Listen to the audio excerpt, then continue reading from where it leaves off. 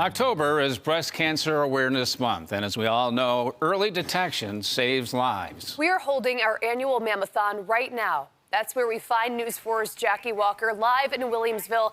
And Jackie, this is information every woman should know. Absolutely, and I do hope that folks have been watching over the last hour and a half. We've been talking to you about how important it is to sign up for a mammogram, what a mammogram looks like, and now we're in this beautiful little room to talk about what happens if you might be diagnosed with cancer. You might meet somebody like Katie Clayback. She's a genetics counselor here. Thank you so much for being with us, Katie. Katie, tell us what you do. Yeah, and so I meet with people who have different personal and family histories of cancer to try to figure out, is there a genetic component playing a role? You know, our goal is really to be proactive and preventative and help with your treatment plan. Okay. This is genetics counseling. She sits down in a room just like this and will talk you through your situation. Let me tell you about mine. As I've been telling you, and you remember, I was diagnosed with breast cancer 9 years ago at Roswell. And one of the things that happened after I was diagnosed was that I went through some genetic testing, which gave me a percentage, a possibility of what are the odds my cancer would return.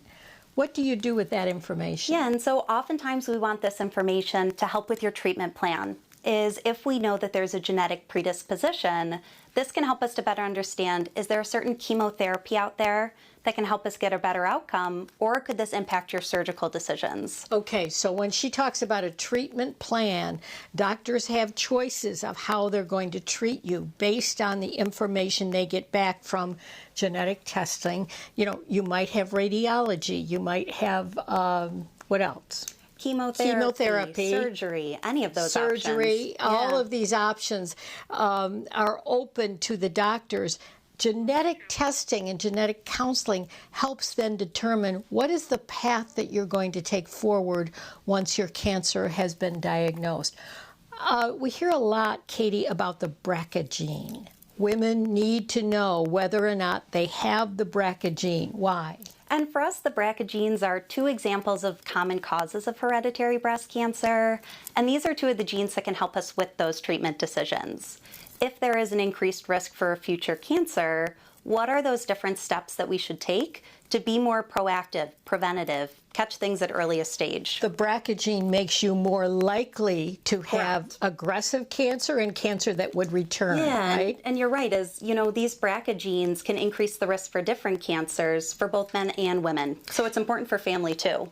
Now, one of the things I just learned from Katie is that you can get genetic counseling about your possibility of developing cancer even though you haven't been diagnosed with cancer, right? Yeah, and so oftentimes we think family history is really important. Both mom's side and dad's side of the family, seeing multiple cancers, people diagnosed at young ages, are red flags for hereditary risk.